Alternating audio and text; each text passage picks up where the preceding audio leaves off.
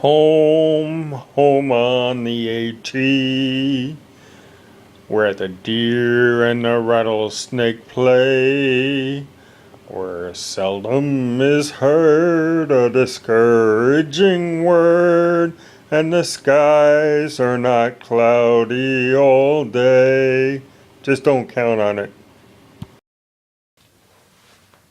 Okay, I'm going to talk about some of the equipment I picked up. It's not much, but I figured I'd start out by telling you what equipment I got. Maybe you can give me some comments about what to do, what not to do, and any other suggestions you might have. First starting off with my ring gear, the frog togs. And let me just open it up for you.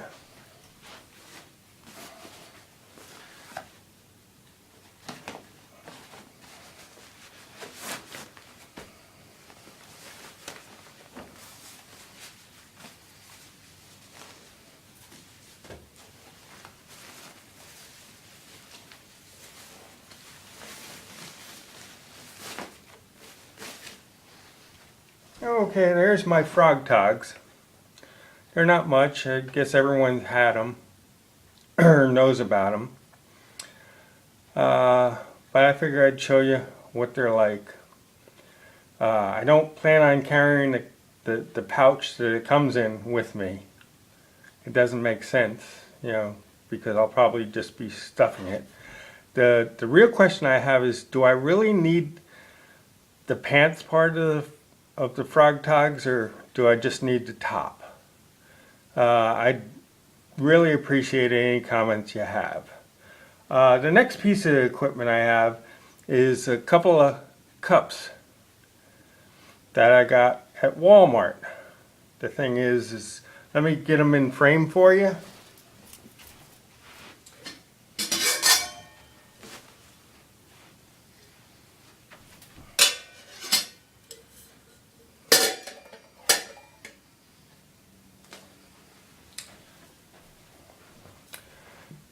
They're two, I'd say pots, they're not cups, but they nest inside one another and the lid actually doubles for either one. When you close it up, the the little one will nest inside the bigger one.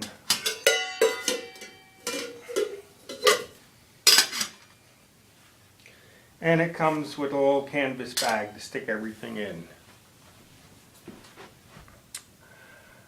I really don't think I'll be carrying this with me, because even the small pot, I put 4 full cups of water into it.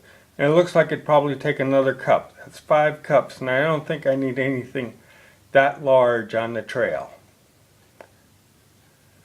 Now I'll show you a couple of the little soda can alcohol stoves I made. And I also made a little screen to put over the top of them.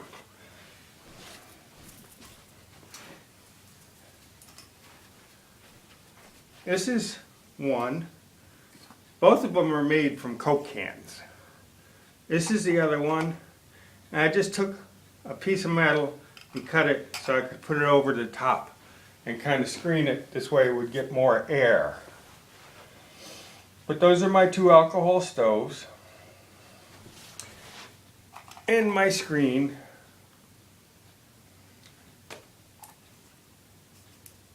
There's not much to it. There's plenty of directions on the internet as far as how to make these. The last thing I wanted to show you that I got was I bought the Sawyer squeeze.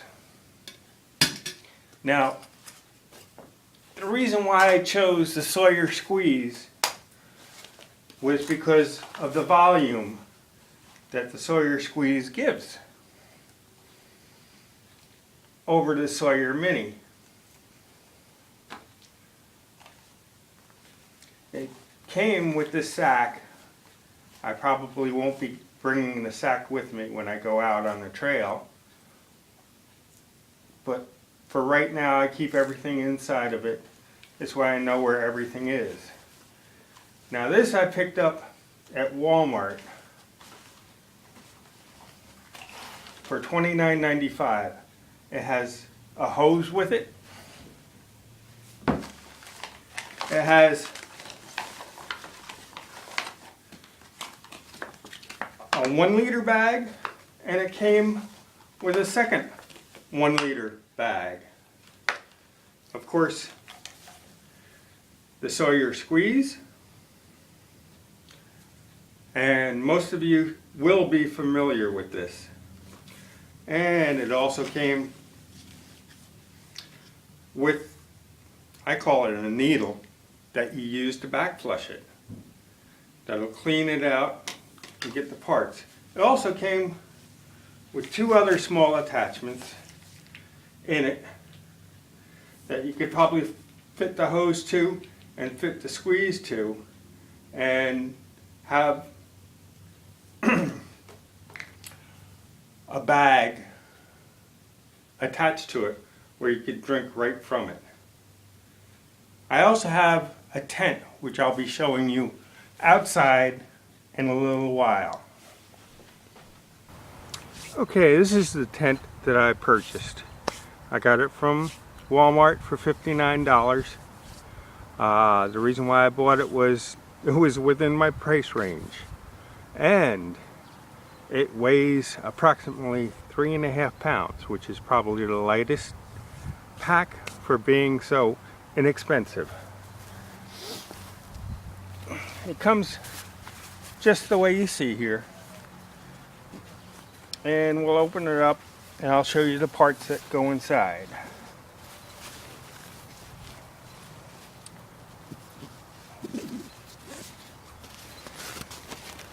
It's really quite compact. I've added a few things in here, like extra strings, but this is what comes in the pack. You have your bag, and then this is your tent. As you unroll your tent, you'll come across your tent stakes.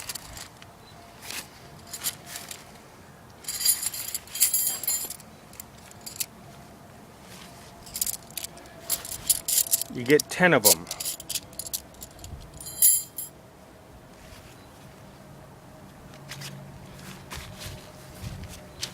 And as you unroll further, you'll come across the 2 rods that hold up the tent. And finally, you have the tent ply. Alright, I'm going to set up the tent now, and you'll see what it looks like when it's all put together.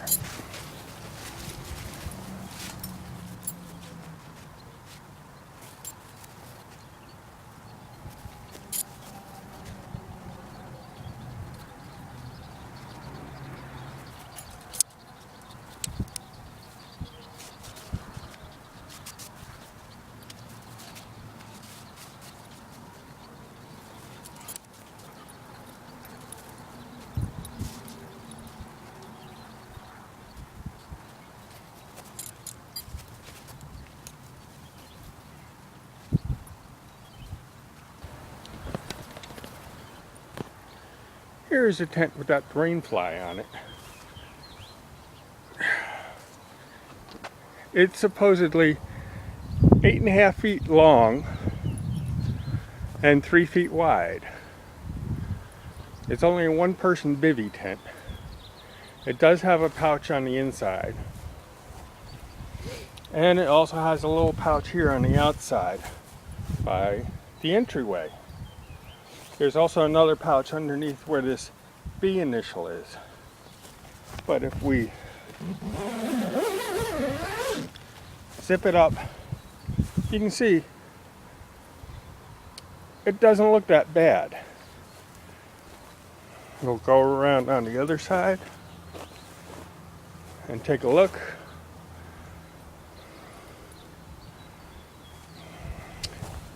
And we'll take a look from the backside. Like I say, it's advertised as being 8.5 feet long.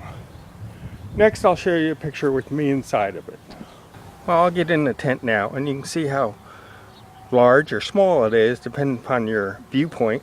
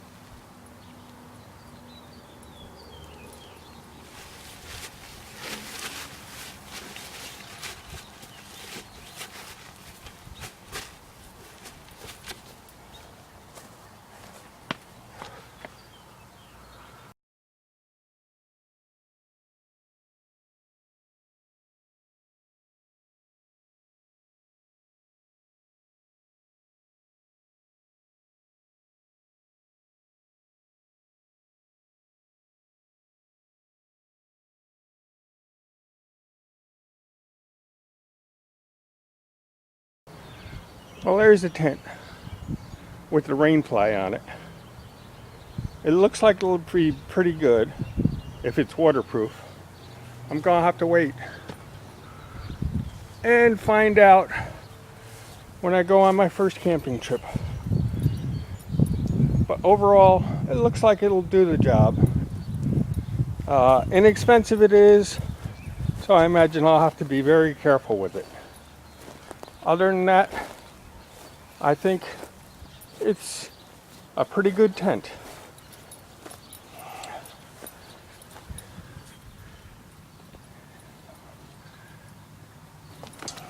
Okay, the tent is all packed up back in this bag. You put it back just the same way you take it out. You have to roll up the rainproof scarf, and then the stakes, and then your poles up in as you're rolling up the tent itself. The only objection I have to this is they only give you 10 stakes, whereas actually you need 11 stakes, but that's minor, and I'm sure that can be worked out. Thank you.